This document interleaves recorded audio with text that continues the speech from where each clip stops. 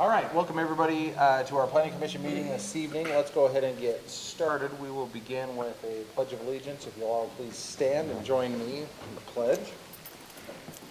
I pledge allegiance to the flag of the United States of America and to the republic for which it stands, one nation under God, indivisible, with liberty and justice for all. All right, thank you. Commissioner Wilcox here next to me is going to offer us a brief prayer, and then we'll get started. Dear my Father, we are so grateful for all the many blessings that have given to us, and we're so grateful at this time to meet as a commission and bless us that we'll be able to make the right decisions that we feel according is best for the city, and bless us that we'll be able to keep the citizens in mind, and bless that all will go well, and we love thee and we say these things in the name of Jesus Christ. Amen. Amen. Thank you. We are going to excuse Commissioners Hoff and Shagrud tonight. So it's just the five of us.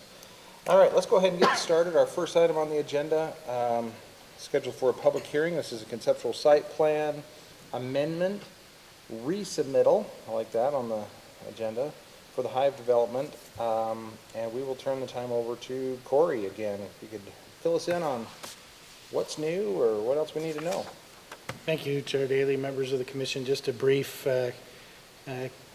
catch up for everybody, and then we can turn it over to the applicant. Presented at your last meeting, the applicant requested a tabling to have further discussions with their project team, as well as taking into account the comments from the neighborhood that were received at the last meeting. They have resubmitted, so you do see the updates of their grading plan and their single-family grading plan. So it was addressing the fencing along the north side of the project.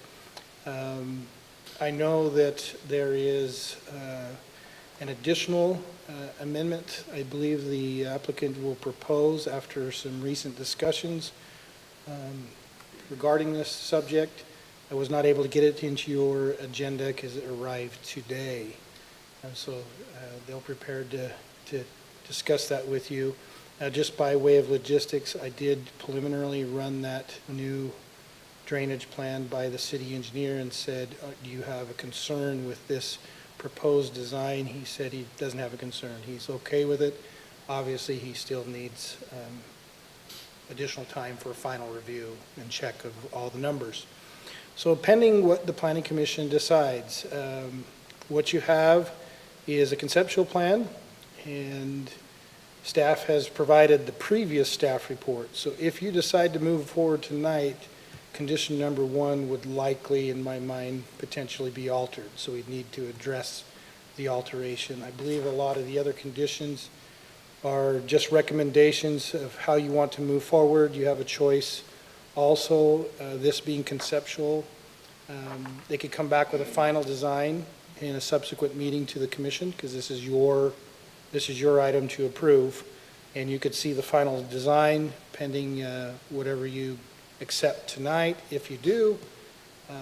And then I did put an option that if you wanted, you could refer the final to staff, but that's at your discretion if you feel comfortable with that. So with that, I don't really have anything further to report. The applicant can probably update you to your questions of the last meeting. Okay. Before we go to the applicant, does anybody have any questions for Corey? No? Okay. We'll turn the time over to the applicant. If you come forward and introduce yourself, please. Sure. Walker Wood, here representing CW Urban. Appreciate the opportunity to come back in front of you this evening. There's been a lot of work in the interim from the last time we had met. I learned a lot, and I've been spending the majority of my time on this project since we have last visited. In my notes, I had 7 specific issues that had come up that I want to address individually and talk about how they impact the project as a whole. In no particular order, there were concerns about the grading of the site, digging more into what was proposed and what was approved and what we have built. don't need to get too technical with site specifics, but there's an 18-foot fall from 400 to 800 where the frontage road is. And so there were some constraints on our ability to have any utilities flow back east towards 400. So what we have built is actually in line with what we'd proposed. I just needed to understand that better. The garages are at grade with the road on 400, which is at grade with the existing road, and everything needed to be built up like it was to be able to naturally flow. So there's just a natural balance that occurred on the site. Second was a concern about drainage. Because the finished grade was now different than the neighbors to our north, there was concerns about overflow. We had proposed a specific type of drainage solution that had been approved and that we had come to the last meeting without having proposed something new there. That's what I just received this morning. It took a little bit of time for our engineer to get that, so I've got copies that I'll distribute.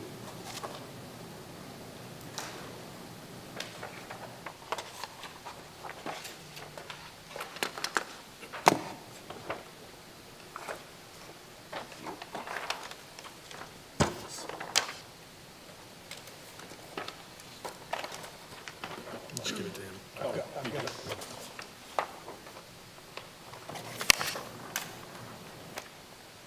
Is this different than what we have in our packet, or?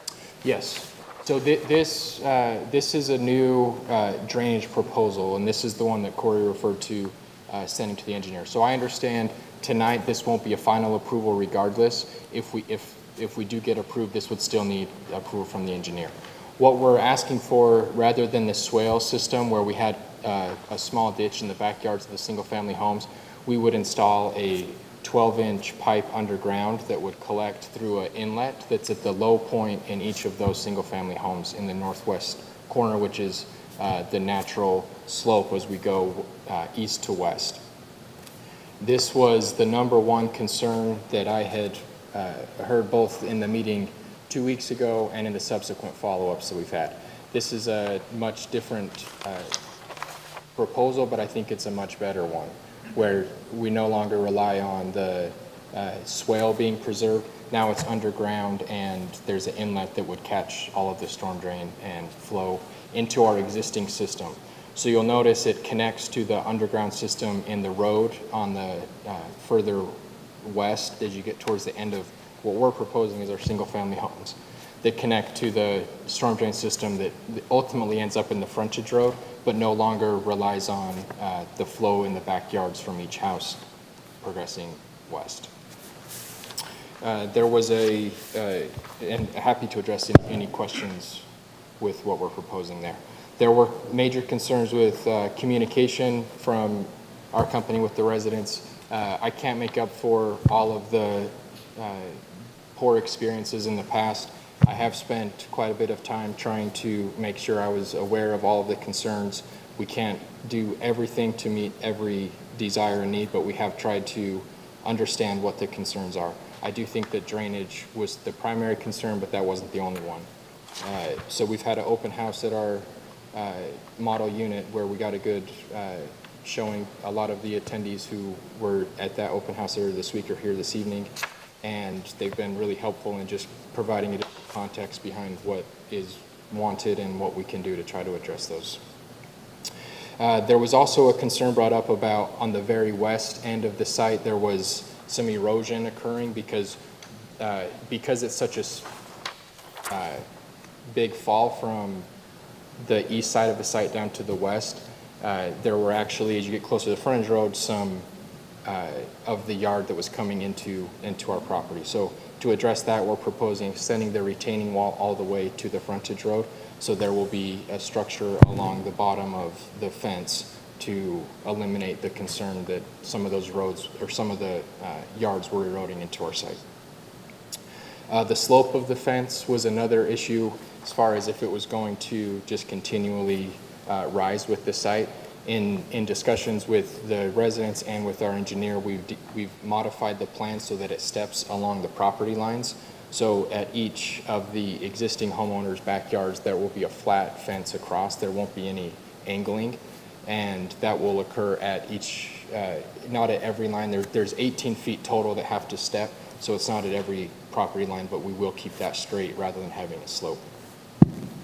There were some concerns about the temporary fence that we had installed that was meant to be that temporary, but we went in that same week and installed a 6-foot chain link fence until we have this resolved to make sure that's secure and doesn't have issues there. And then the last item that I think I heard clearly was that there was a openness to additional fence height that extended not just along the homes with single family backing them, but also as you go further west. So that additional retaining wall that we're asking for moving all the way west addresses the height of the fence, and we're asking for additional height all the way out to the frontage road, not just behind the single family homes. Went through a lot, happy to answer any questions, but that's in a nutshell where we are relative to where we were a couple of weeks ago. Great, thanks for covering all that. So just to make sure that I am understanding this, I'm not an engineer.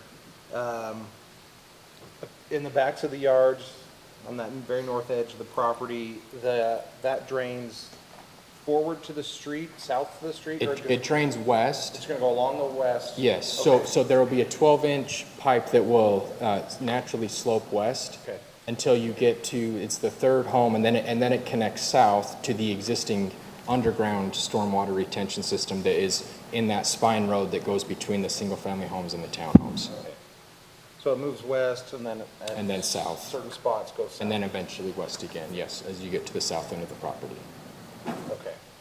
It looks like after the 4th single-family home, there's Yeah. that right there where it comes south. I guess that's what we're looking at with this one. Okay, no, so that only collects the townhome. You have to go to the second page to see where it actually plugs into. So that will continue to flow throughout the remainder of those homes, and then it plugs in at that further west inlet that's in the road. Okay. Oh, I see. This guy's an engineer, so. Well, the red line along the north still says swale, but it's noted as inline drainage to be hydroplast, light duty or approved, so nyloplast, excuse me. Okay. 8-inch HDPE required between inline drains. So anyway, yeah. You're clarifying the intent is an underground pipe, though. Correct. Great. Okay. Any other questions? Yeah, so the last time we were here, there was a question or a comment from one of the citizens about light, especially on that far west end. And I'm just curious if you had conversations with either that individual or anybody else around there that had the same concerns? Yeah, so there were two individuals that I think brought that up. I've had discussions with both. The additional fence helps, certainly. I mean, there have been comments to have a 20-foot fence, so I can't fully stop any of the light, and I acknowledge that raising it 1 to 2 feet isn't going to solve all of the concerns, but I have directly discussed that issue, and there's, I think, satisfaction in that it's higher, not perfect, and that it won't block every beam of light that shines across, but we are elevating that fence on the west side and have had I can direct address discussions. the ordinance on outdoor lighting. They do have to shield it to the 90 degrees, so it's downward light. And it does have to hit 0-foot candles at the property line. Now, 0-foot candles versus seeing the light are two different things. Right. It's an intensity level of the light. You'll probably still see the light, but the intensity drops off, and that doesn't necessarily avoid examples being in your bedroom window at night and a light shines. As long as it's 0-foot candles, the intensity meets the ordinance, but you may still visually See that there's a light see there. that there's a light there. Yeah, that was my question. That was going to be my question to you, Corey, because we've talked about that in the past, especially where we have, well, in this case, it's well, residential on the east side and commercial on the west side, but where we've had non-residential bordering residential, kind of that. Yeah, and so regardless of what happens now or later, that's in place, so they'll have to make sure that their light meets that standard at all times. Okay. It's up to them whether they can turn off some of the lights at night, just from a neighborly standpoint, but Yeah, I mean, there's a balance there, right, between security and, security and turning off lights and Yeah. whatnot, so, yeah. Okay. Becky? Did you- And I was just going to say, you would be the enforcement, I mean, the city's enforcement of that code. yep. And we do have problems every once in a while. Most businesses have been friendly in trying to solve it, but it does happen. And I just addressed the perception versus the intensity level, because a lot of folks believe that if they can see it, it's bright, Right, which is not wrong from a perceptual standpoint. that's right. Okay. Just to clarify, last time we met, we talked about retaining wall along the north side, and I understood at that point there was always intended to be a retaining wall. Tonight you said that you would be adding a retaining wall. Can you explain the difference or what's changing about that? Sure. So last time when this was before you, the retaining wall ended on the west of the last single-family home that was built in the Hive community. Now we're proposing extending that wall all the way to the frontage road. That was one of the concerns, was the resident who's on the furthest west there is where there was more of the erosion into our yard because it sits a little higher. So we have created a diagram that would show how much of height the retaining wall is on each of those homes, but that's the modification on the wall specifically, is further west. Extending it farther west. Yes, And so it might be lower at that west end, the Correct. retaining wall, but That's it would right. still continue. yes. Thanks. I just want to thank you for being thorough, and I know that not every project is perfect, but I appreciate you taking into consideration directives that we've given and the public comment that you received. Thank you. Thank you for that. Any other questions for the applicant? Did we confirm what height of fence? So we didn't ask for a specific height. We said up to 9 because we're not asking for more than 3 of the retaining at any given point. So I'm sure that's up to your discretion. I do have a diagram of what the fence is on every yard that I've shared with the residents as well, but rather than a specific height, we're asking up to 9 because there is some variation as you go west to east. And just to clarify, the retaining wall will change in height depending on east to west. Correct. But we'll make sure that it's flat so that when the fence goes in, it's a linear 6-foot fence on top of the wall. So kind of on the east side, it's more narrow. As you go west, it increases, but the fence itself will remain consistent. The wall will change as you move east. Great, thank you. Sorry, as you move west. Okay. Thank you. Anything else? Great. Thank you. Thank you. All right, this matter has been scheduled for a public hearing. We will go ahead and open up the public hearing at this time and invite anybody who would like to come forward and speak to do so. If you'd come forward and introduce yourself, say your name and roughly where you live, you know, just give everybody an idea, and go ahead. And as a reminder, if you have any questions, we will write down questions, and then after the public hearing, we will address them all at once. Yes, good reminder, thank you.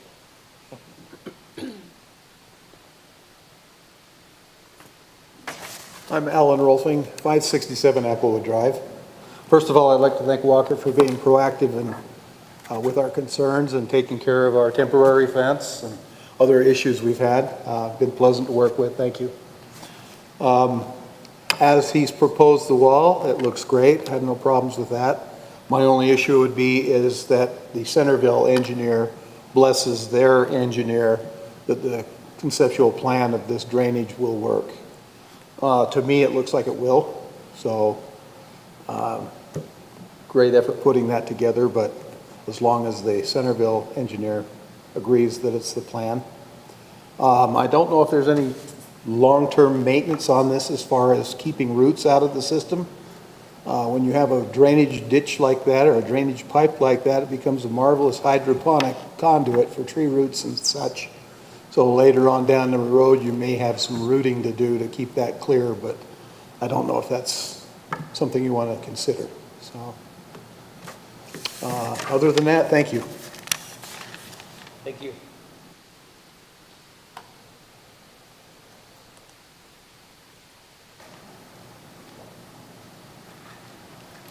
I'm Zon Barnes. I live down at 631 Applewood Drive. And I think this is more of a question for the city in regards to, there's a couple of topics. One is the lighting and ensuring this happens.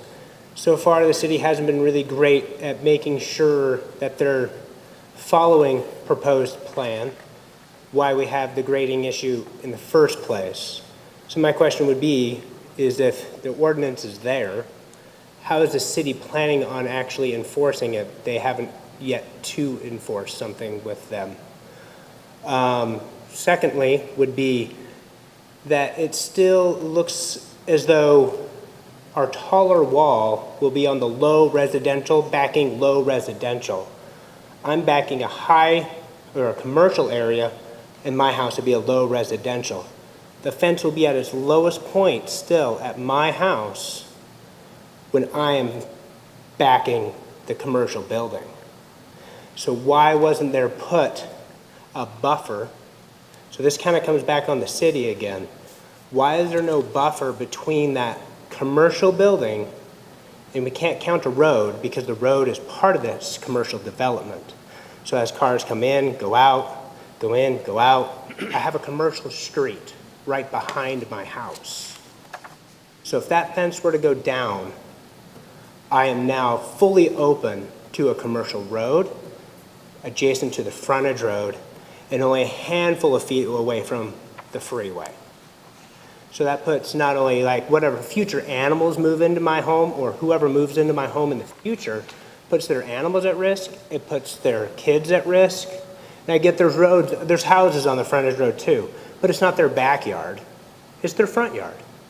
In their backyard, they can fence it, they can have their kids play in the backyard. So I'd like to see why did the city allow that? And then again, like, why wasn't CW kind of like, oh, hey, there's neighbors here. Let's be neighborly, and let's come up with a plan together with the city to make this more of a buffer rather than, and I get it, they wrote their master developer plan, allowed them to kind of break whatever city laws we have. But then if they can do that, and any developer can come into the city, write their master development plan, and then just do whatever they want, then what's the point of this meeting? Just let them build. If they're just going to come in and write it and do what they want, there's no point in this meeting. There's no point in him coming down tonight, missing out on his family. No point. So these would be my only concerns, is that I get there's nothing we can do now. It's there. But as we move forward, I'd like the city to take in regards to the residents that live below Main Street. Because maybe for the people that are here, you're above Main Street. This building has nothing to do with you. It doesn't affect you in any way. So it's easy to kind of go, there you go. And that's it. Thank you.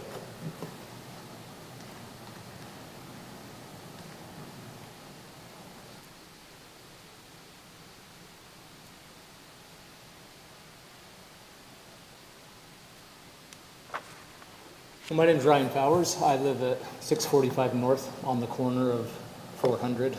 I guess I have a couple questions for the city, kind of off of what Zon said. It's kind of been my understanding that there's nobody in place from Centerville from an inspection standpoint that goes out to these sites and ensures that they're following their initial building plan. And I was wondering why that's the case. Just in other cities I've been involved with, there is a city inspector working under, not necessarily that title, but some sort of inspector that goes and makes sure that things are going well, that actually visits the site. And I don't think that's the case in Centerville, at least from email correspondence I've had with the city, that doesn't take place. Number two, this is kind of a simple thing, but between the two fences built, there's voided space there that essentially nobody owns. And I'm not sure why Centerville allows a builder to come in and build a fence, a structure in a way that voids space. Whether it's a foot, 2 feet, 3 foot between the fences, it's like, who maintains it? I just don't know why there's not an ordinance, something in place that says that should not happen. But that's under my understanding that there's not.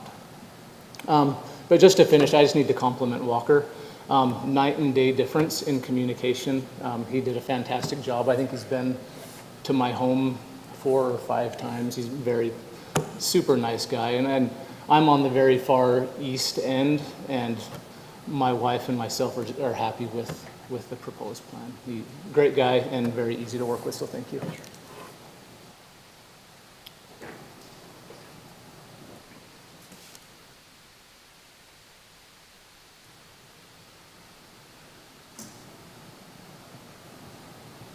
Hello, I am Catherine Draper. I live at 473 Applewood, and I just want to kind of also give my thanks to Walker.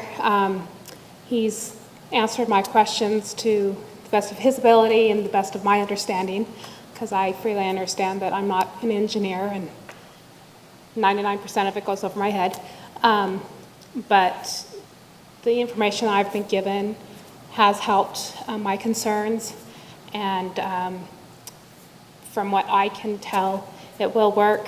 Of course, no one is a fortune teller and can't see, 10, 20 years in the future. But in my mind, at this point, it looks like it is a good solution for the drainage and the fence.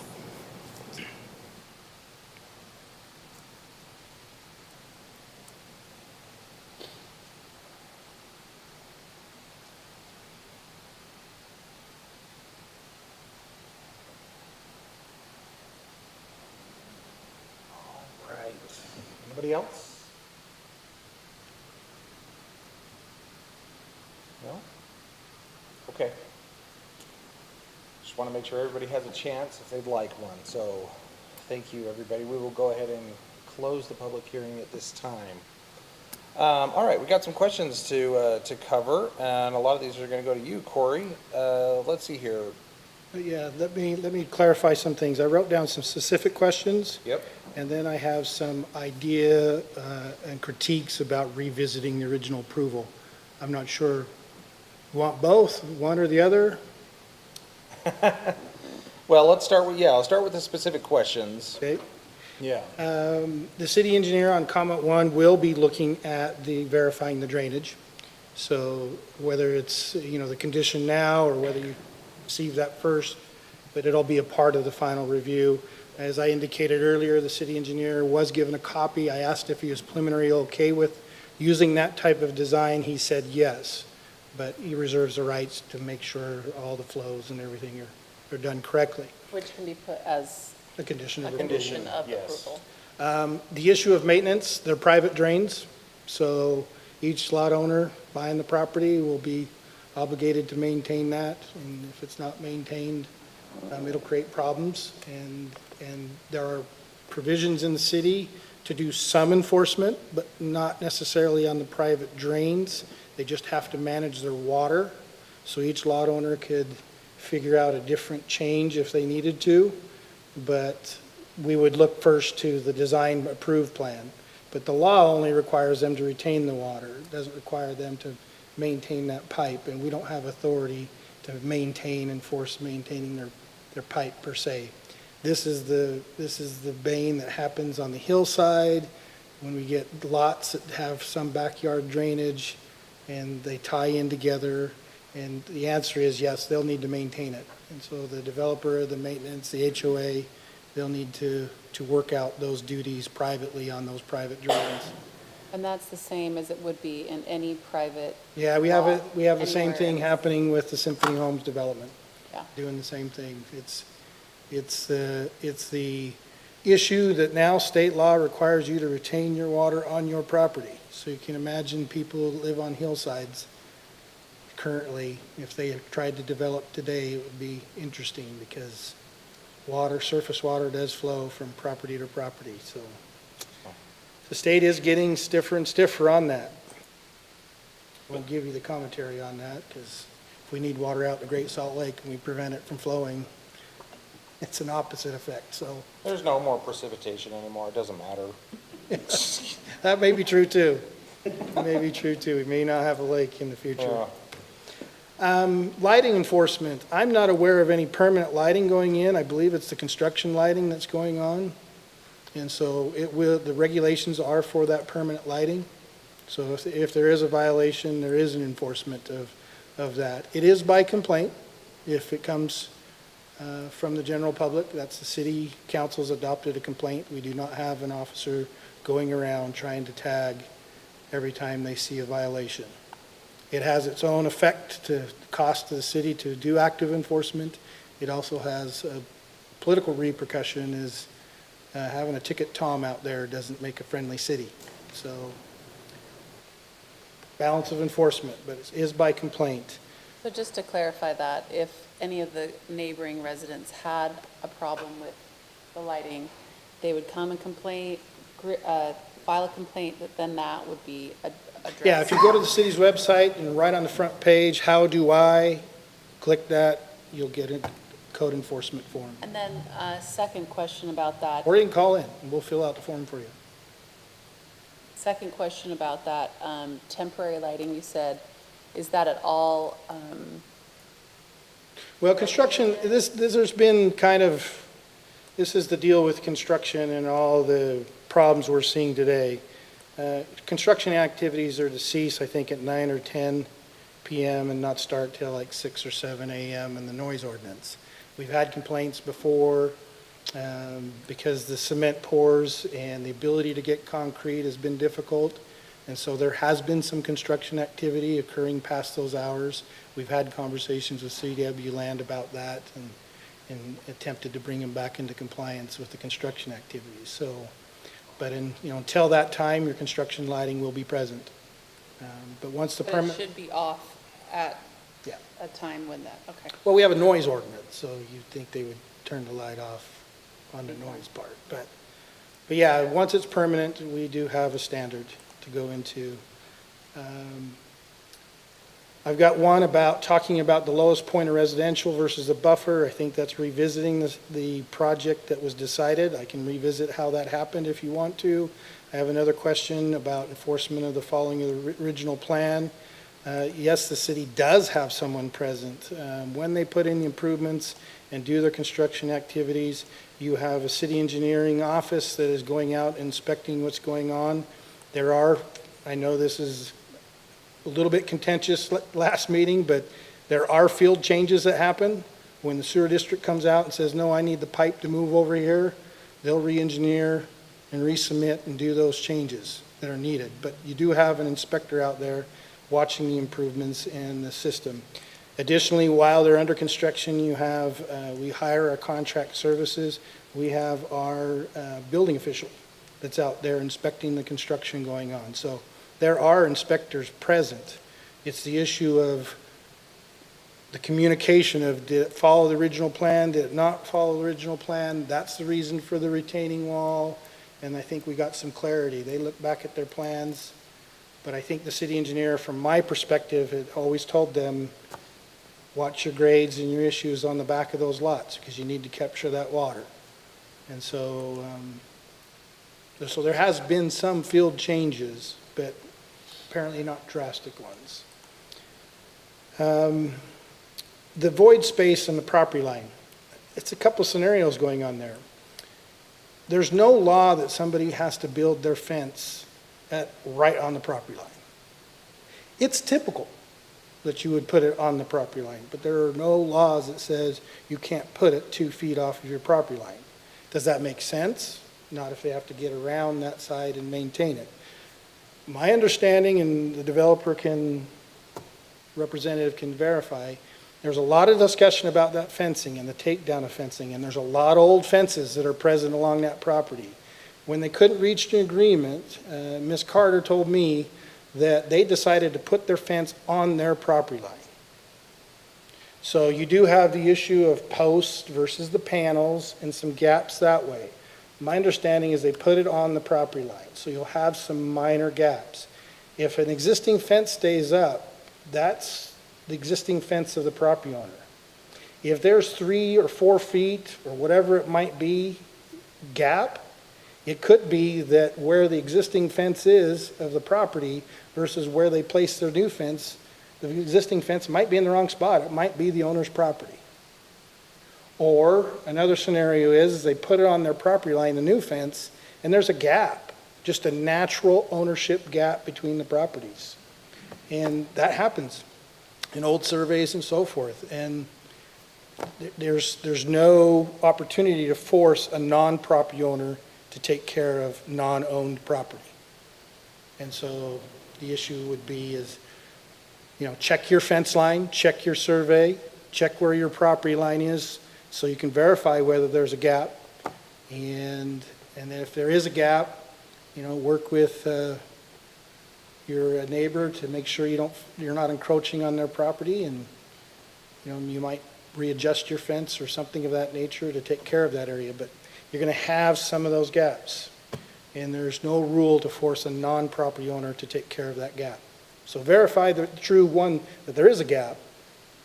Verify with CW Land that they put their fence on their property line, and then you can discover whether you have a gap in your descriptions or whether your fence was a little bit further into your property than you needed to be.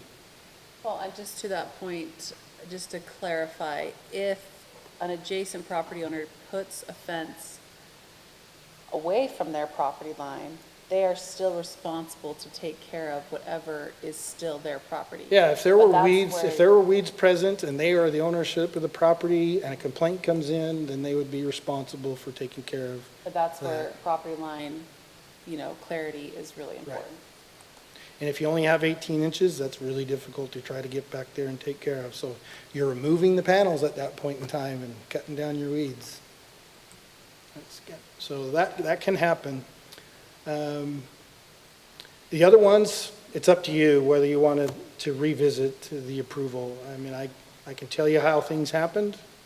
Well- But I've heard these complaints in the past. Yeah. And it is what it is. The city made a custom approval of this project, and some will like it and some won't. Well, I was going to say, Corey, maybe you could talk about how we got to where we are. You could probably do it a little more eloquently than I can, and talk about, how we have approved what we've approved, how we've reviewed what we've reviewed, and how we've gotten there. Sure. And can you also, as you do so, you use the term a custom approval, but I want us to be clear that when an applicant follows the ordinance that we have in place, which does not have a buffer or, for example, then that applicant who follows the requirements is allowed to follow our ordinance. That said, just be clear, if you could just clarify Yeah. about a PUD or Yeah, that kind so- of thing as well. So history is, everybody was very, very aware the trailer park was present on the property. It was zoned RH, which allows up to 12 units an acre on the property, 8 permitted, 12 through conditional use. That was the zoning of the property. RH zone does not have a buffer. So the question becomes, what happened with the commercial? What happened is the developer decided not to exercise the maximum amount of density, and the idea is to do a mixed sector. So they wanted to put commercial out on the frontage road rather than the residential, and reduce the number of units that were permitted to the 50 that are being proposed on the project. To do that, they had to apply for a plan development overlay. A plan development overlay is something, you have your base zoning, which was RH, and then they lay something over the top. Now, this had a unique combination to it because that plan development overlay ended up in the end encompassing 2 base zones. It encompassed the residential high that was existing, and then once they recorded the subdivision plat, it changed the commercial lot to commercial high. So the question becomes, Where is the buffer? There's no required buffer between the residential high and the residential low. That fence that's being proposed and what's going on is just simply a part of their unique plan. The idea of a unique plan is to do something that's an enhancement of the base ordinance. And good or bad, doing a mixture of uses rather than doing it all in residential high density was something that the city entertained in this PDO. The buffer is present in that commercial. It's present with setbacks, because if we would have put a road through to the south, it would have moved that commercial building to the north. And that commercial building would be sitting much, much, much closer to that property line. And they did a variation of the buffer. The 6-foot fence is the buffer. A taller fence is not the buffer. The taller fence, more than 6 foot, is an option at a request of a developer. The city cannot mandate a higher fence. We can only allow a higher fence if we justify its betterment. And so that's what you're hearing is, we think the 6-foot fence isn't quite adequate enough. That's at least what I'm hearing from all the comments. We'd like something more. But the buffer's there, the 6-foot fence is there. The required trees spaced along that fence line is there. There is a partial landscaping, so we normally have I think it's a 30-foot buffer, but it doesn't have to be all landscape. The 30-foot buffer only is required to be landscaped to a level of 50%. So it doesn't preclude other hard surfaces being in there. Now, there is less than 50% because that's what was customized. In order to move the building further to the south to keep it away from the residential, we put the private lane on the northerly side. The city had increased its ordinances. We used to do 24-foot roads. We now do 27-foot roads. So they have to put in a 27-foot road. And then they have the additional 7 feet to 8 feet of landscaping with the trees, with the 6-foot fence. So the buffer is present, but modified, because they felt that pushing the building towards the residential was a mistake. And so they modified that buffer, but still kept a majority of the buffer in place for those units. And I remember the discussion that we had with the applicant at the time, because there used to be that, like you said, the road used to come a little bit further south, and there were some differences, and we encouraged them to modify that plan so that it was farther away from that residential. Yeah, so we've got parking. In the absence of a official buffer, Yes. creating that buffer. Substitute buffer was distance. It's a greater distance than 30 feet. The parking lot functions as a part of that. The roadway functions as a part of that. The 7 foot or 8 foot of landscaping, it's a little bit narrow, but I think it's 7 feet. The trees are required along there. The 6-foot fence is required along there. So there is, in theory, a buffer present, but it's not all grass. It's more than 30 feet, includes a roadway, which may be controversial, but still includes the fence, still includes the trees. So the buffer's present, but modified. And I'd like to just kind of add to that, Corey, that we started this process, I believe the Planning Commission started reviewing preliminary versions of this back in 2020. Was it 2020? Yeah, because we did the conditional approval in early 21, right? Yeah. It's been a while, yeah. We started reviewing this in 2020. We had public hearings, extensive public hearings about this. And then after we approved it, the city council had to approve that PDO as well, correct? Correct. So the city council had public hearings to review this process. So, this process hasn't been, just kind of sprung on anybody. It's been very open and transparent. And, there haven't been any laws broken along the way. No, and At least to make sure of that. certainly what the outcome of having a commercial building there could be criticized. Somebody could have said, I would rather have had all the residential units rather than the commercial building And a area. higher density. and- Yeah, there were values being juggled by everybody, and through that process, that's what we came to. It may be some don't prefer it as an alternative, but Right. And there have been, like we talked about with the buffer and whatnot and the road placement, there have been changes that have been made along the way as a result of public comment and other Right. reviews and stuff like that, so, okay. Question about the review process. So the original grading and drainage plan, was submitted to the city, reviewed, approved, et cetera. It was later modified. Was it resubmitted at that point? my understanding from the applicant tonight is they did not re-modify the plan. Okay. That the that's- plan always had. Yeah, the that, I driveways think that at was, grade with- you can check that, but I think that's what they represented tonight. And I think that's the confusion, because the original application came in and saying, due to the grade differences and the changes, we need to do a retaining wall. Yeah, so, well, I think maybe we'll give you a minute to clarify that in just a second, but is your question along the lines of, was the original plan always to have the driveways at grade with Fourth West on that east side? At least the easternmost homes. Well, from the last meeting, I had the impression that the grading and drainage had been modified from the original plan that was approved. And I just wanted to make sure that the city had a chance to review the modifications. But now it sounds like we're hearing it wasn't really modified. They're building it to the original. Is Yeah, that I accurate? can only represent that the city engineer did comment in one of our meetings that they still had yet to address with the grading the back lots. He raised that question with the back lots In the being original filled review. in his review.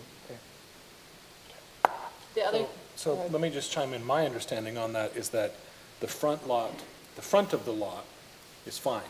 It's all according to plan. It's the back of the lot that instead of this, looks like this. Correct. That's the difference. And to date, I haven't heard a compelling reason why that happened. Because there's no utilities back there. Yeah. There's more fill in the backyards than originally planned for.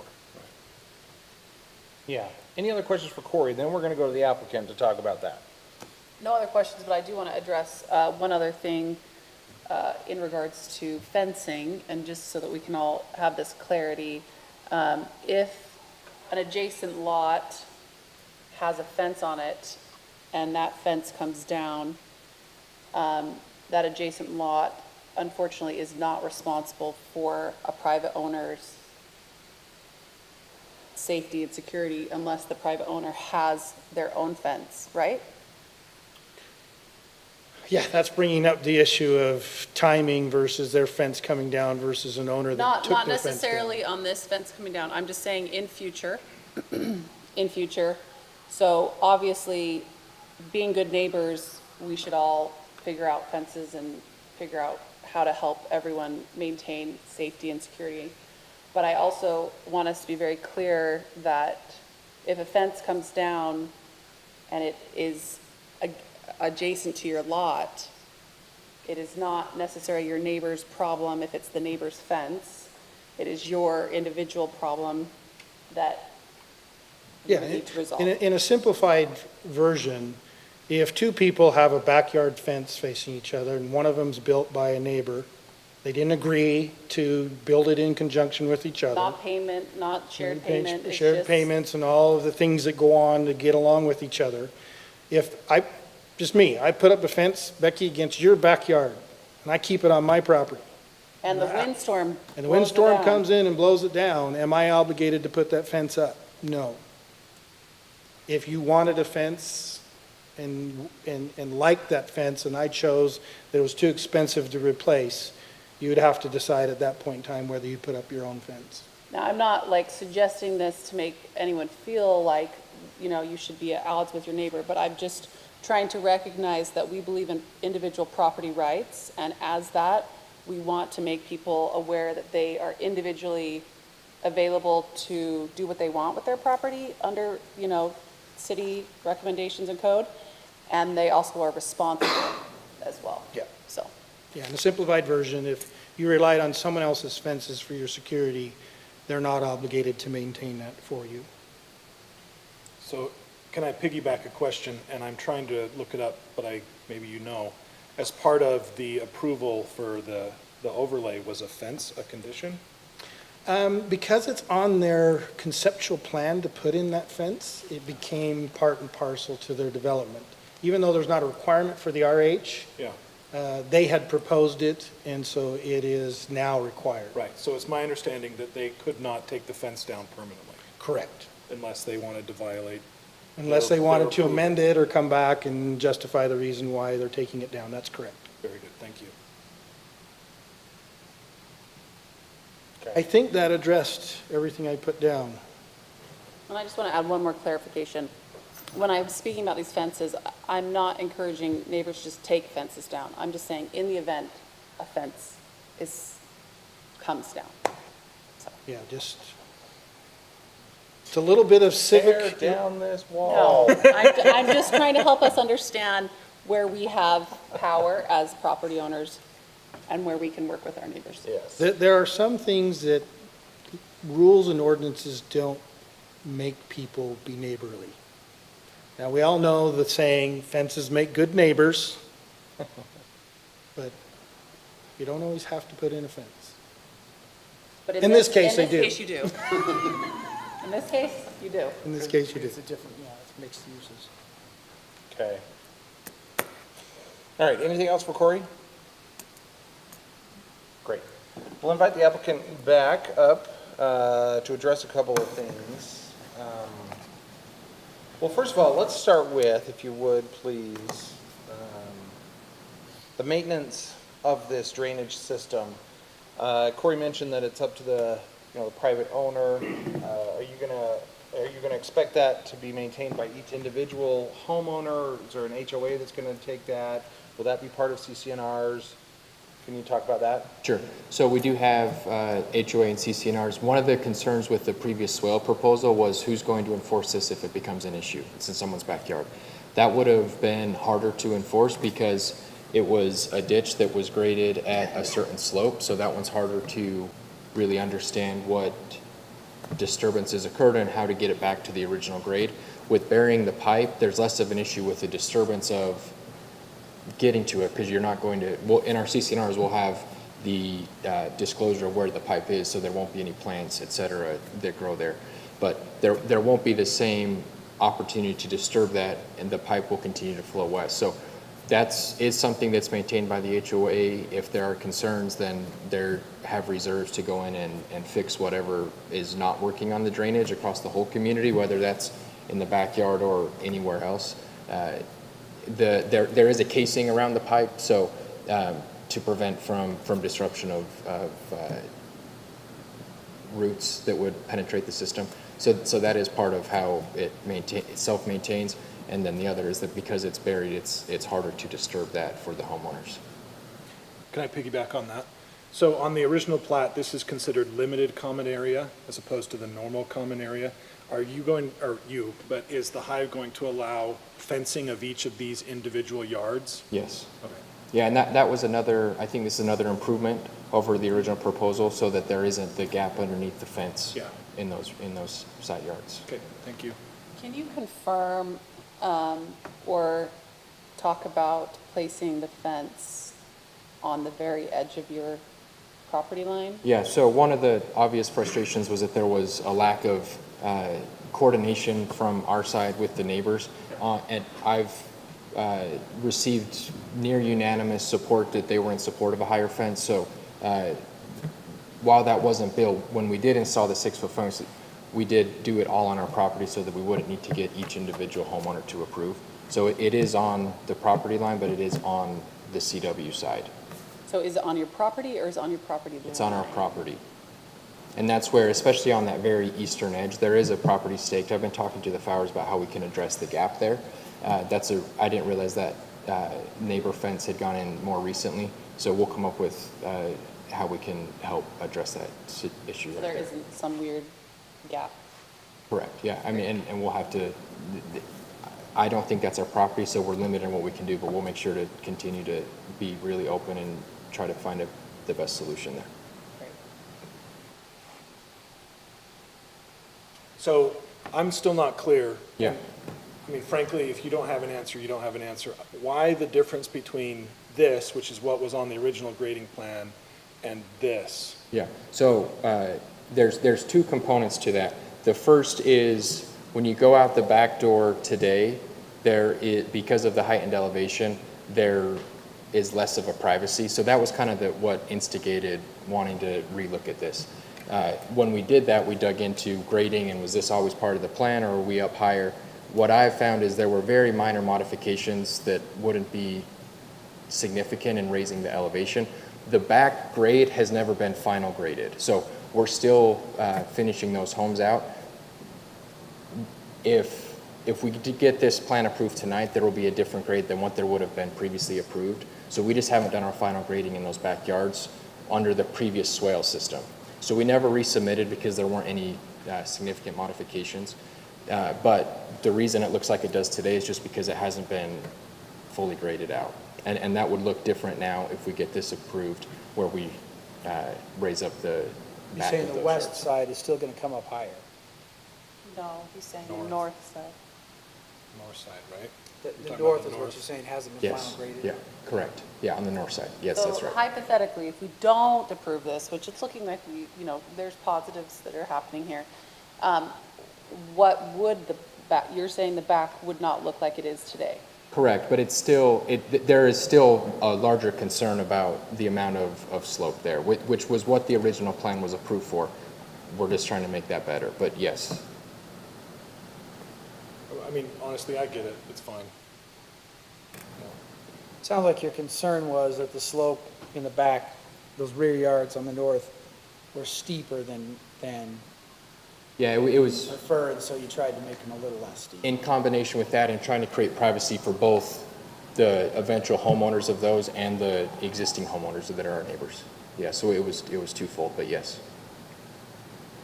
To be fair to the privacy issues, the early plan had decks on the back, and they took the decks off in relation to that privacy, but you still have the height that's associated with the home, and So, I think it's a balance of what are you trying to accomplish?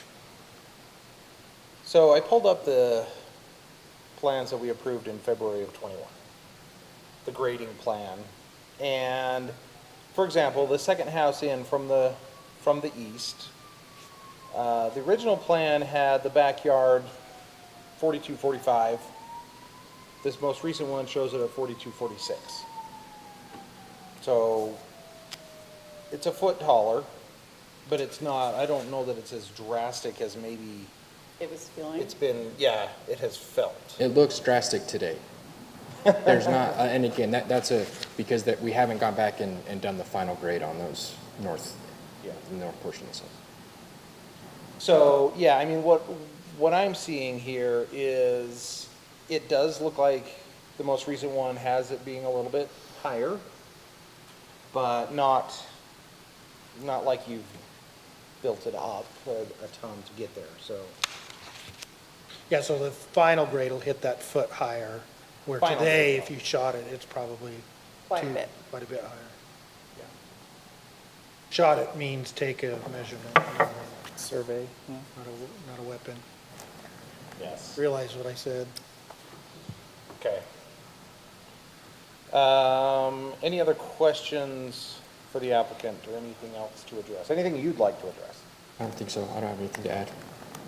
But other than just an appreciation for the neighbors sticking with us, I know it's been a bumpy ride from communication, but thank you for staying engaged. I know it's not fun to drag this out over the time it has, but appreciate your willingness to keep meeting and talking. Thank you. Thank you. Great. All right.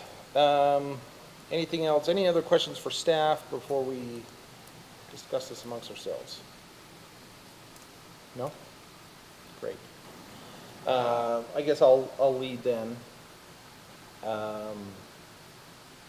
Yeah, I definitely do appreciate the work that the applicant has done to be receptive and be responsive to the neighbors to the north. I've actually found that to be generally the case, going back to when Darlene was involved with this back in the day. And so I have a greater comfort for some of the concerns that were raised about drainage and seepage as well with this, this current plan with a pipe. I do expect us that, you know, we're gonna need to modify condition number 1 or something to be able to give Kevin Campbell sufficient time to review this and approve it completely. But yeah, I like this a lot better than what I heard a couple weeks ago. I think this works a lot better. So any other question or any other discussion? I think we've seen a good faith effort on the part of the developer to try to address the residents' concerns and, you know, add some features to do that. Something that's not shown on the plan here is a lighting plan, and it would be, you know, to address some of the concerns about light conflicts, that would be helpful, but I don't know that we really have the purview in this meeting to do that, but Wasn't that approved? bottom line is it needs to meet the ordinances, and if it does, it does. Right. So, I think the lighting had to have been approved on the first round, right? We would have seen an initial lighting. You would have seen it before. We may not have seen the building lighting. Site lighting we would have seen, but the building lighting comes in during building permit. But to be clear, Corey, on that, site lighting and building lighting both need to end at the property line, Yep. like you discussed. a Yes. 0-foot candle. Yeah. And that's in your supplementary development standards for outdoor lighting. I just wanted to quickly talk through if you feel like the final site plan should go through planning commission or zoning Yes, administrator. that's a good thing to talk about. What do you think, Becky? I think in this case, I would love to see it again, personally. Generally, I'm for efficiency and want to move things along, but just in the sense that there've, you know, been a lot of comments. I want to make sure that we do it right by our residents and by our applicant, and make sure that we didn't miss anything after this continues to move forward. Yeah, I think, given the nature of how this project has progressed and whatnot, this one would be, I think it'd be appropriate for us to see this one again. So I think that would be for 2A. on the- Anyone have a different opinion? I would feel comfortable delegating, but I will also recognize it's 6 or half a dozen to me. I was gonna say, I think we have enough evidence and enough stuff that we could just give it to the zoning, but I'm either way. I feel like I've seen enough. Yeah. Okay. Well, that might be We can how go it two, goes. we can go 2B, that's fine. I can support that. Okay. Anything else? I just want to say, as we've just heard, you know, we've seen a good faith effort by the applicant, and I really appreciate the thoroughness and the communication that has happened since things have brought up. And I also want to say, we've seen a good faith effort from our residents who have said, hey, wait a minute, let's address these things. And I really appreciate seeing public comment and public involvement that is thorough and helps us make a better decision and helps bring things to light that maybe we don't always get to see since we're not right there. So I want to also commend our residents and our public for making a good faith effort to make sure that we are also having a good project as well. So both sides, I think this is a great example of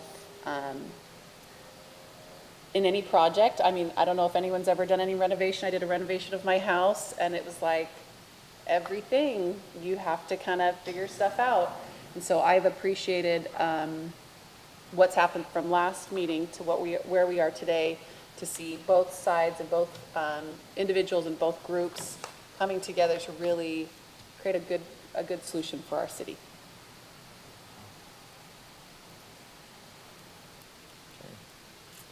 Anything else? Mason? What are we gonna change on 1? Yeah, that's where I'm headed. We need to add in the engineering Well, you have the engineering in there. additional You would upon. just, to change it to match the 10-6-22, the 10-5 grading exhibit, and I think Focus Engineering is already there, and then add in the plan that you saw tonight. Well, so And hold- conditional upon. Hold on, approval. Corey. So C 5.2 and 5.3 grading plan, those don't change, right? Because what we're looking at here is a drainage plan. Drainage. Right, you're right. So the drainage plan, but I think your exhibits that are 10-5 and 10-6 are also, so I don't know how you want to craft it.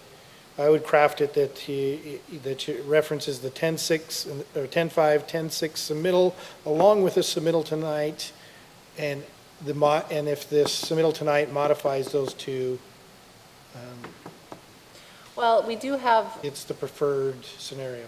We do have 3 that does say accepted amendment to the fencing, retaining, and drainage plan shall be reviewed and deemed acceptable by the city engineer. Yeah, you already have the city engineer and the building official there for the structural reviews. But it does say drainage plan on 3. Drainage plan. So should we just add in this specific drainage plan? Yes. So it looks like it's 3 that we need to change, Yeah, not so 1. we leave 1 alone. And we changed 3 to whatever this is called. No, because the sheets for, in 1 are just the single-family depictions. Oh, we have to do the, So the updated sheets now include the west commercial lot. but is that part of the grading plan or the Fencing. drainage plan? It's part of the fencing plan. Fencing plan, I know, but 1 is just addressing the grading plan. grading plan. No, increase in fence height, 1 to 3 feet, submitted plans C52 and C53. And it's on their grading plan, but it's also listed in their fencing. So Corey, could you make a proposed change to number 1 so that we can get Did everything? you that say needs- as modified by C41 and C4, so that you get them both? Yeah. And I think you need to, You know, submitted 10-5 and 10-6? yeah, because I don't believe is the fencing listed on this C41 tonight? I don't think it is. It's just the drainage. This is Just just the drainage. drainage. Right, and that's why 10-5 and 10-6 are important, because they include the fencing to, Now, when There we is say no 10-5 and 10-5 and 10, 10-6 when we say on here. 10-5 and 10-6, are we talking in about your dates? attachments. Are those dates? Yep, Okay. it's in your attachments. I know, it's confusing because this is called, The Hive grading updates, 4.1. the single-family grading exhibit, 10-5 and 10-6 in your attachments, so again, can you, as modified by the sheet tonight. Because the grading plan on those two are different than the grading plan Goodness, I don't even know. here. what it Actually, the date on the sheet is 10/11. can you just, one more In the time, can revision you column. propose revision to number 1? I think we have to go 10-11, Corey. Because I think Matt's right, you in that revisions column. Well, the 10-5, 10-6 is when we received it. Oh, but the one from today, right? Right, so you'll add that in, and this will modify those two other sheets for grading. To the one from today. Yeah, so you have the fencing on the two attachments right now, Yeah, and it has some grading on it. yeah. This plan will then supersede that grading on those two sheets. So how about if you just say the Hive grading updates dated 10-6-2022, the single-family grading exhibits dated 10-5-2022, as modified by the plans submitted on, 10-6 and 10-11. rather than referring to the numbers, because I'm not sure what, Yeah, you know what I mean? Let's just refer to the date of the exhibits rather than C5, I like that. unless the exhibit still says C5. Yeah, the problem is sometimes you have the stamp that's a different date than the drawing, the different date than the date it was submitted. The stamp is from 2021. Just Corey. say submitted then, submitted on 10, If that's the I date. prefer as submitted to the city on 10/5/2022, 10/6/2022, and as modified tonight, whatever you want to call it, the drainage plan submitted to the commission. I like that. On sheet, and do you want to then say sheet C 4.1 and sheet Well, 4.0? I think if you just say drainage plan, and then you could reference the 10/11. Well, he just said he wanted to have the sheet numbers on them too. No, I don't have to have a sheet number. You just submitted, so Okay. referring to the submission date rather than the date of the document. Okay, great. Okay. All right, who wants to make that motion? So Okay, do you so, have that in the record? Before I make the motion, Yes. let's try this on for size. The proposed increased fence height of 1 foot to 3 foot shall be limited to the submitted plans depicted on sheet C 5.2 and C 5.3 grading plan, amended, and the retaining wall system designed by Focus Engineering and Surveying LLC dated August 24th, 2022, as further modified by the plan submitted October 5th, 2022, October 6th, 2022, and as further modified by drainage plan presented to the Planning Commission on August 12th, 2022. Sorry, October 12th, 2022. October, yeah. Yeah, it's Works for me. Perfect. All right, all right. go for it. It just takes a lawyer to write it. I mean, like, So I hereby make a motion. Oh, geez, let me get over that screen.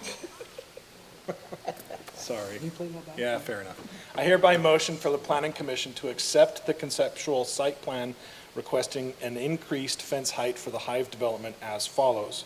Condition 1 shall be amended to say, the proposed increased fence height of 1 foot to 3 foot shall be limited to the submitted plans depicted on sheet C 5.2 and C 5.3 grading plan amended, and the retaining wall system designed by Focus Engineering and Surveying LLC dated August 24th, 2022, as further amended by the submissions on October 5th, 2022, October 6th, 2022, and as further modified by drainage plan presented to the Planning Commission on October 12th, 2022. The remaining conditions to be as written in the staff report, except we are choosing, my motion's going to be for delegation to 2B. So it would be using 2B and all the other conditions as written with all the reasons for action as written. I'll second. Okay. Great. And now we just need to consider A or B. Well, you've made the motion for B. Yeah. I think we kind of discussed that earlier. I don't know that there's enough appetite among the commission to make any alternate motions to that. I mean, I'm not going to make a motion, but I've already expressed that I feel like it would be nice just to have that final site plan one last time. Just it would make me feel more comfortable, but it sounds like I'm not in the majority there, so. Could be, who knows? So I make a motion that, I move to amend that it is, we choose option 2A for the Planning Commission to receive and review the final site plan. Second, for the sake of discussion. I'll second that. Okay, so the motion before us now, the amendment to the motion is to switch from 2B to 2A and have the planning commission review the final site plan. Becky, you want to speak to your motion? I think I have. Okay, good. Yeah, I'll be honest with you, I don't feel super strongly about it. I think if there is a situation where it makes sense to have the planning commission see it again, this is it. Based on just kind of the nature and the potential impact on this one, so. I do feel like, okay, I will speak a little bit more to this. I do feel like there are enough where they're still working with some of the property owners to make sure that the step up is going to be appropriate. We don't know, I mean, the actual base is going to be between the retaining wall is going to be between 1 to 3 feet. If there's some kind of problem between that, and I just feel like it would make me more comfortable. But again, I'm not like gonna die on this hill. I just feel like it would be beneficial based on the amount of people that it affects and how we've received public comment on this. Any other discussion to this, maybe against this, if appropriate? I'm not going to speak against it. I mean, her most persuasive, Commissioner Wright's most persuasive point is that the public input has directed this and been helpful. So if there's a second round necessary, so be it. Like I said, that's sixes or half a dozen for me. Okay. Anybody else? All right. So on the motion to amend from 2B to 2A, let's start over here. Nay. Or, yeah. So nay means you want to stick with 2B? Yes. Nay. Nay. Okay. Aye. Nay. Aye. I'm going to go with aye on this one. Okay. I have convinced you. Amend my own motion. That motion passes. We're going to go with 2A instead of 2B. Okay, back to the original motion. Any further discussion on that? No? All right. Commissioner Kerr. Aye. Aye. Aye. Aye? Aye. Great. That motion passes. Thank you, everybody, for your time, for your input, for your patience on this one. And we will likely see you again. So. At the final site plan. I think it should be noted real quickly, though, before everybody runs away, and Lisa, correct me if I'm wrong, for the final site plan, that is an administrative decision and is not a public hearing. Yes, so feel free to attend and observe, but that will not be a public hearing. So we can set expectations. Wasn't this an administrative decision? Well, it is, but this was a public hearing based on the conceptual. That gives time for the applicant to make changes, and by the time we get to final, we're just trying to make sure that it is fit within the conceptual. So great. Thank you, everybody. All right, let's move on then to the next item on our agenda. We have, where am I? Oh, we have another public hearing. It's a conceptual conditional use permit, Clubhouse Motor Company at 71 North, 1400 West. This one's an administrative decision. Really quickly before we get started, I just want to, for the sake of full disclosure, Sam and I have known each other since junior high, but I have no interest in, well, not no interest, but there's no, Financial. the result of this doesn't impact me at all. So whether or not this gets approved or not, that's great, but Just Sam. whether you'll hang out on the weekends. But no, Sam and I have just been friends for a long time, but this is, I do not feel like that affects my ability to discuss this without any type of impairment. Is that good, Lisa? Yeah, you can be objective in your. I can be objective in my decision. Thank you. Okay, I think we're turning this one over to Whitney, right? Yeah, Great. Awesome. we'll see how it goes. We just need to get your nameplate still. With Corey, I don't want people to know my name, they can know his name. So we have an application for a conditional use permit for a limited use car sales, conditional approval in the industrial high zone.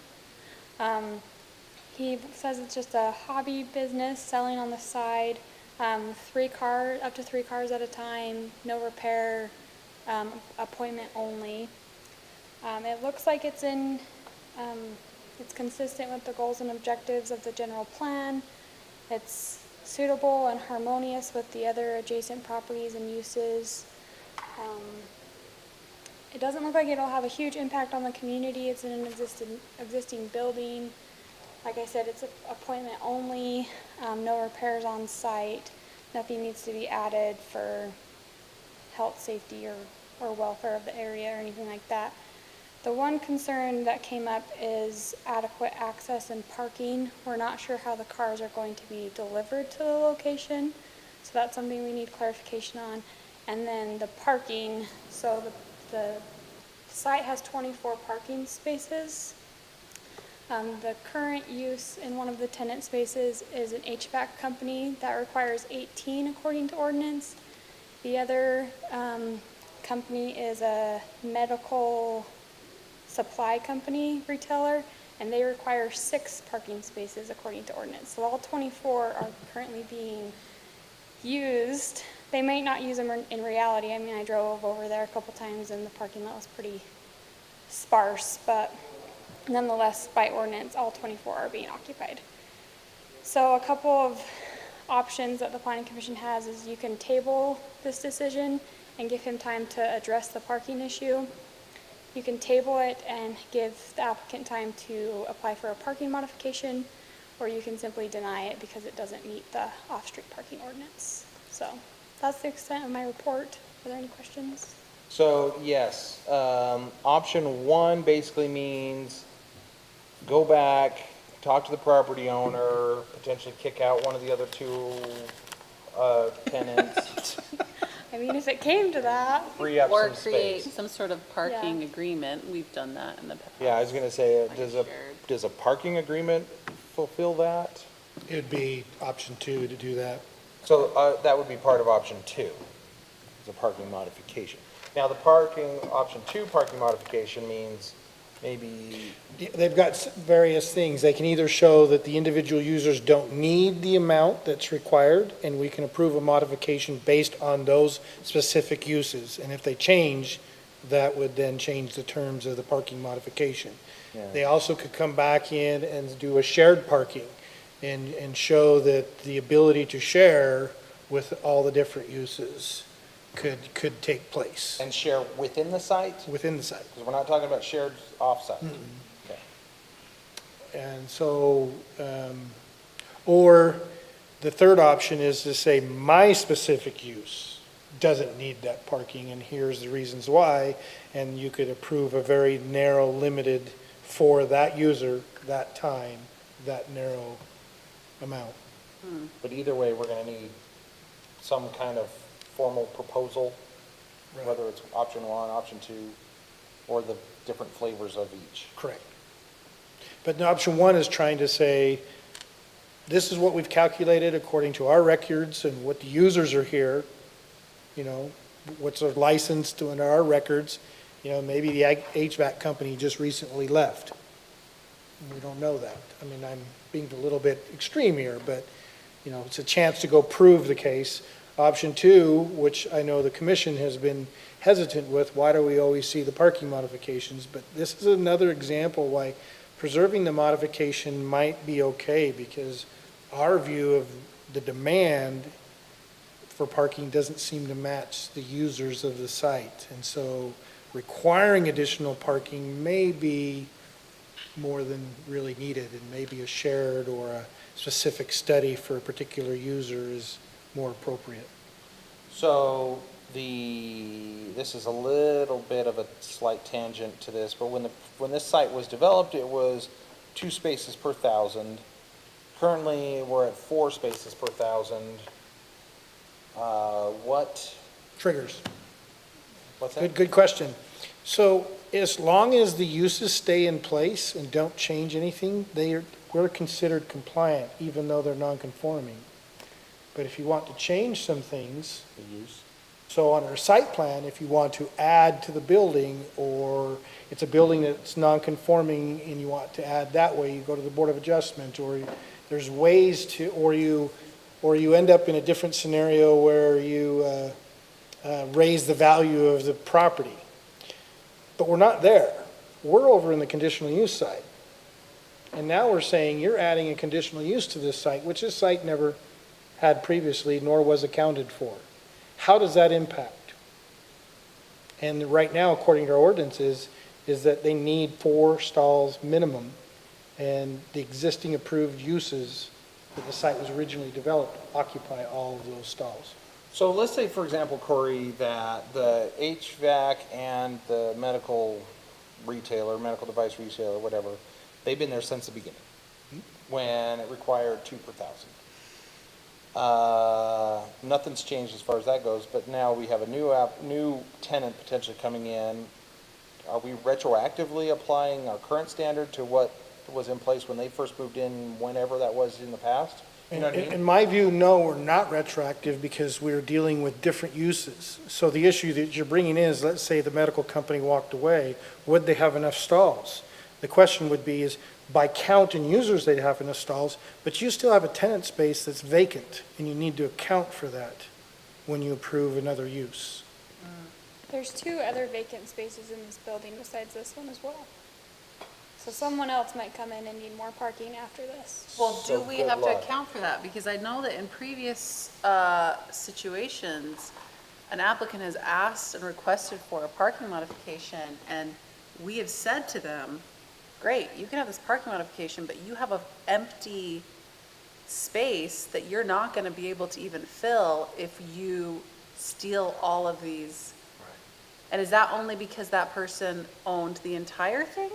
And it was accounting for its entire site and all the number of uses that were there. Okay. So this is is not in the different. site plan review, this is a conditional use. And you're saying, how does it impact the existing development? And the existing development has this land use approvals under this scenario, under this nonconformity. Are you impacting it? And the answer is yes, because you're creating a demand above and beyond what was accounted for. So if this were a permitted use, it wouldn't be a thing? It would be a thing. So you'd still review that as part of Because it your was the parking. review for a permitted use? But there may be, like you said, maybe if we do table option 1, he could provide an argument that his interior parking counted? Or that the HVAC company, all their trucks show up and they're gone by 8 o'clock in the morning and. There'd be Yeah, I mean- shared parking I mean, option? for me, you're really looking at option 2. the Option parking 1 lot. is just simply put there to say, applicant, this is where you're exceeding, you can go back and prove your case. Yeah.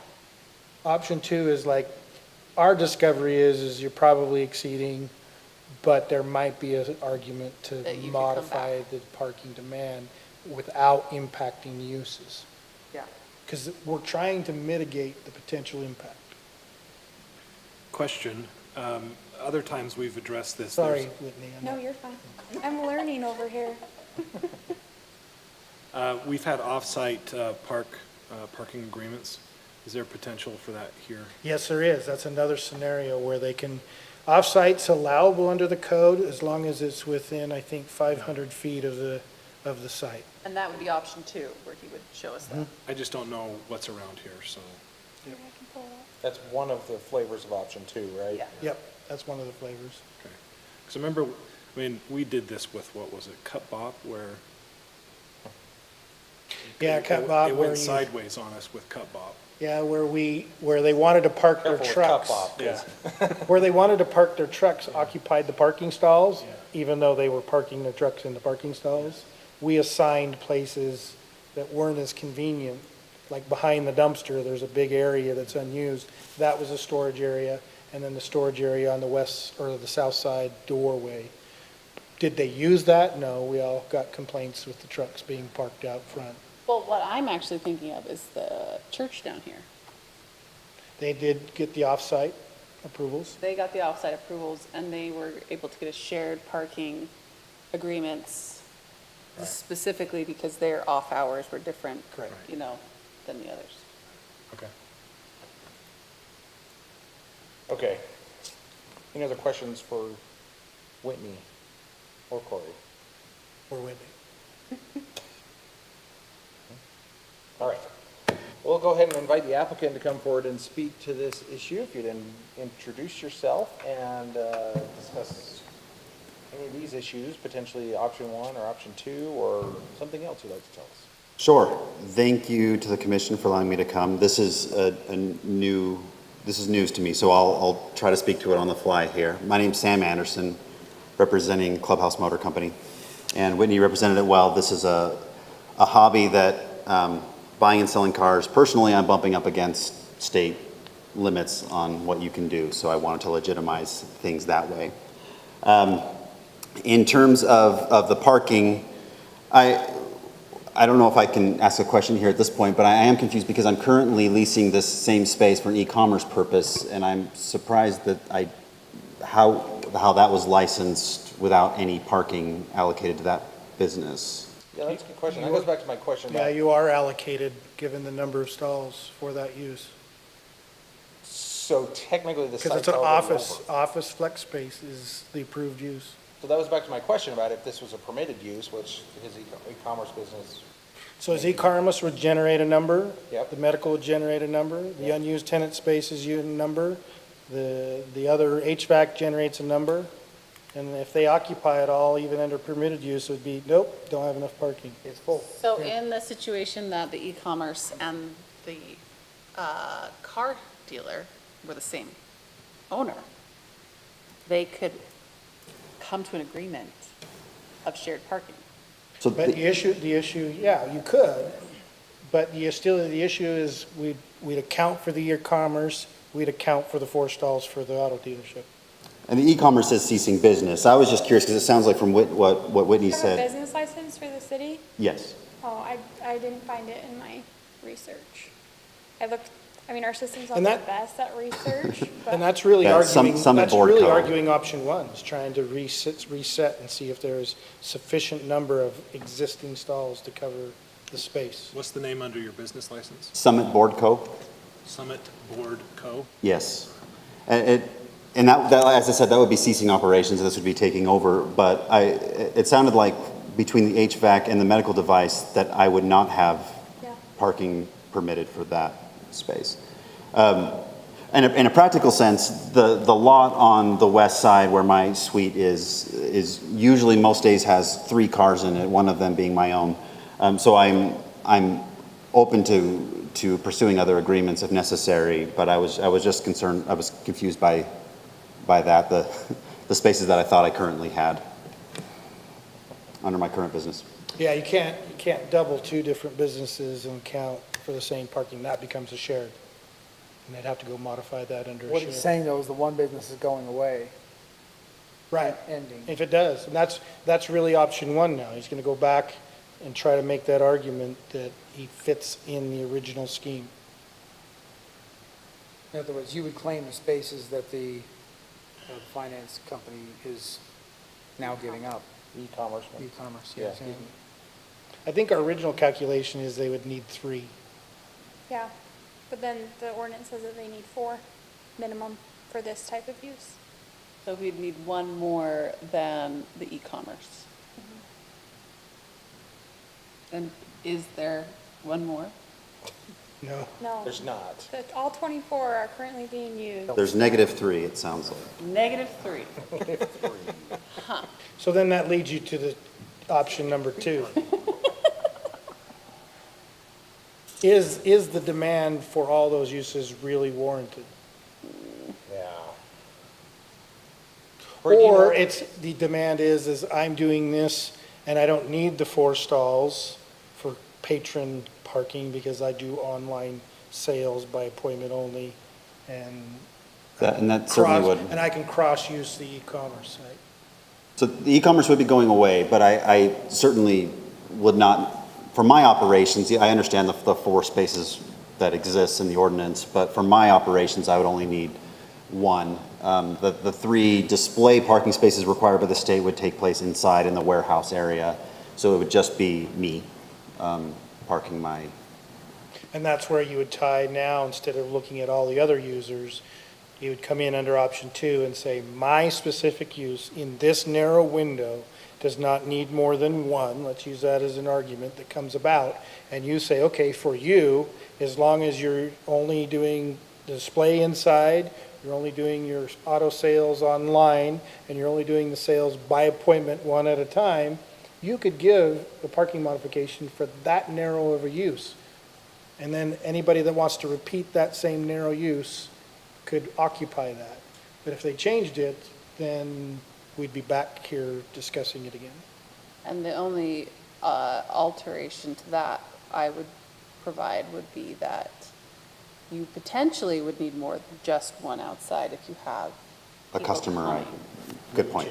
Good point. So just to think through, if option 2 happens and you would want to request a parking modification, I think your strongest bet would possibly be the argument of off hours with neighbors and that would give you some more flexibility for when you have appointments.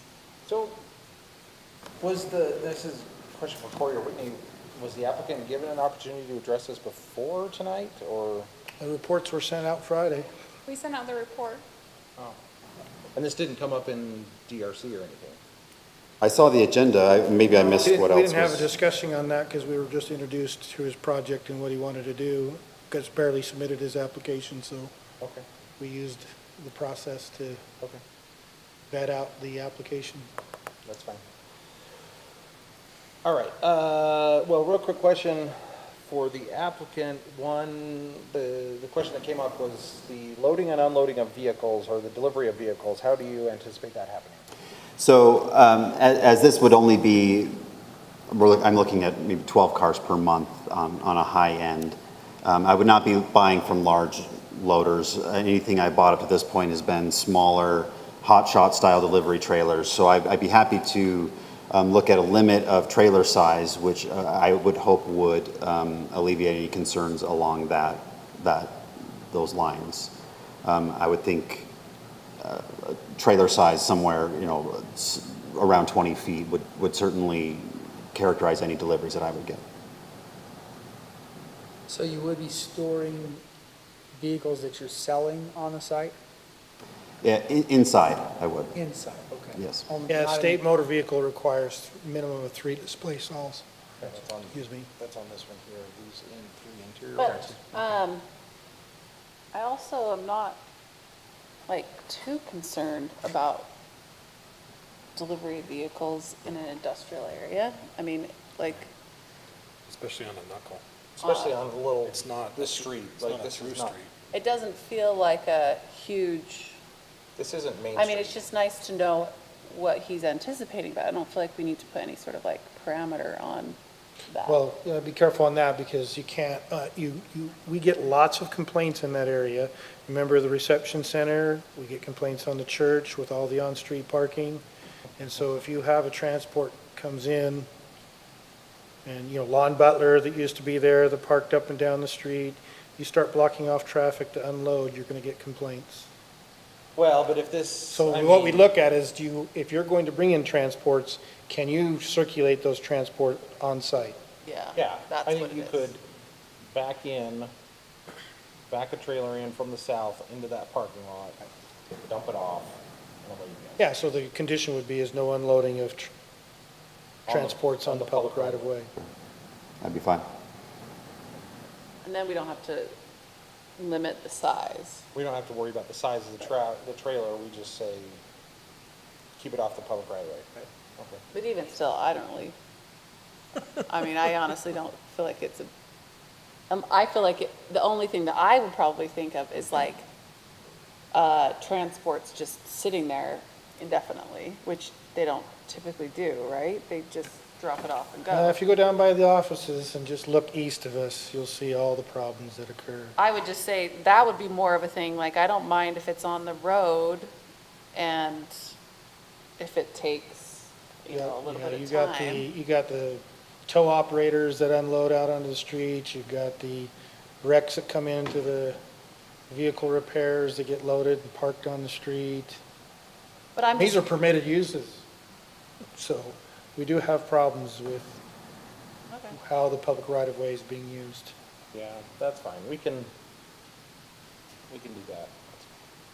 Okay. Anything else you'd like to address on this, or? No, I think that speaks to what I need to do. Okay. I think, well, so we do need to hold a public hearing, even though we're gonna likely table it, we should, huh? Okay. We need to have a public hearing on this one. But yeah, we can talk more about what exactly you need to do. Okay, anything else for the applicant? I do see that report now. I didn't click on enough of those links. I'll take responsibility on that. One question, and this probably may be more for Corey or Lisa, is I have a memory, for whatever reason, one of the times we've had to go through this before, we brought the owner in, or maybe the owner was just here of the building, and we made sure that the owner was understood that they may have free tenant spaces, but they don't have a parking to go around. Yeah, that happened at the Paris Creek. That was the Coconut Cove, wasn't it? That's the one I was referencing. Yeah. The owner would have to sign an owner affidavit for this application, saying, I understand what they're applying for. Right. Has that been done Yeah. in this case? Okay, so the owner is aware that, all right. I don't know if they're aware directly about the parking. They just Right, so a assign. parking modification might technically be a separate application. Right. And so you could, Yeah, I think the owners just said, I want to lease to this tenant, and I'm letting them represent their interest in the property, but I doubt that they've had a lengthy discussion about Okay. how much bank they have for parking. I just remember that when we did that with, it was Coconut Grove, where Cove, thank you, specifically said, look, you're using up all your spaces, you may not be able to rent. And they said, Yeah, yeah, and- fine. And they were doing that with permitted uses, and we had the owner sign Right. a letter indicating that I understand my bank, and when I run out, I run out. Okay. Okay. yeah, and the parking modification is listed separately in our fee schedule, $125, because we do deal with a lot of these parking modifications, and they take time, so it is a separate fee. Yeah. Corey, do you happen to know on the parking modification proposal, the parking amendment proposal that we sent to the to the city council a long time ago, feels like, where this one would fall? It would have been, I don't think there was any changes to the vehicle sales. well, but I mean, to this industrial AC, type of building. It was changed. Again, this was a project built a long time ago. We did it based on, I think, 10 or 15,000 square feet. You have to have X number of stalls. And then once you hit 10,000 foot increments, you have to have number of stalls. So we increased the initial low. So this flex space very well likely could have required a little more parking All right. before it hit the upper threshold that drops off. Yeah, I think you're right. That's probably right. Yeah. Okay. Anything else for the applicant? No? Okay. Thank you. Or do you have anything else for us? Sorry, just one more clarification. In Whitney's report, she mentions the 18 required by the HVAC and the 6 required by the medical equipment retailer, which is the 24 spaces. So no other businesses should be permitted to there. Is that? That's a yes and a no, because you have some nonconformities that we have to recognize based on the uses that were approved there originally. And so our parking count today may be lower than what's available to it, but if they stay within those categories of uses of the original approval, they're in compliance with our ordinance. But we're adding a use outside of that, and we're creating an impact based on that we know that there is a potential parking problem here. So what you could do, in theory, is say, okay, let's go back to the original site plan, research it out, let's look at all the spaces, account for those number of stalls that were originally approved for that space unit, and see if there is a +1 or a +2 under that. Which the original site plan would give this space 3 parking spaces. So you did do the research. Which aligns with my lease, though that's not the city's. Okay, thank you. Okay. Thanks. All right, this matter has been scheduled for a public hearing. We will go ahead and open the public hearing at this time and give anybody the opportunity to speak to it that would like to. Seeing nobody else present, we'll go ahead and close the public hearing. Okay. I think, so for this issue, well, do we have to table it with a specific reason, option 1 or 2, or do we table it and then instruct the applicant to? Yeah, if you're using option 2, you just instruct them that to pursue the direction of, I mean, I think you could combine them. They're really kind of the same thing. Prove your case under option 1, or come back to us with a table under option 2. So just solve the parking. Yeah, solve the parking issue. Our hesitant in staff, we separated out, is because we do understand some of the personality of the commission is uncomfortable And so we didn't want to just jump into, hey, come back and do a parking modification. Yeah. But they're really kind of the same thing. Okay. The reason I know that is Whitney asked me that specific question. Aren't these the same thing? I said, yeah, sort of. Okay. All right, then I hereby. Actually, 1 is kind of the same thing as 3 also. 3 is a denial. I know, but I'm just saying you table it in 1, just say like, nope, you don't have the parking. Yeah, allows them And to then go they make could their just- case. Then they could also just say, well, we're going to make the case again. I don't know. Well, how about this? I hereby make a motion for the planning commission to table the conditional use permit request for Clubhouse Motor Company located at approximately 71 North, 1400 West, and direct the applicant to either provide an analysis addressing the matter of insufficient parking in accordance with CZC 1252-300 for this use, as well as all users, tenant spaces on the site, or apply for a parking modification in accordance with CZC 1252-110. A successful parking modification? If I may suggest that we just parrot it starting from until such time as. Okay. Or until such time as a parking modification has been applied for and approved by the city in accordance with CZC 1252-110. I'll second that. Great, thank you. Yes. Okay. Any discussion on that motion?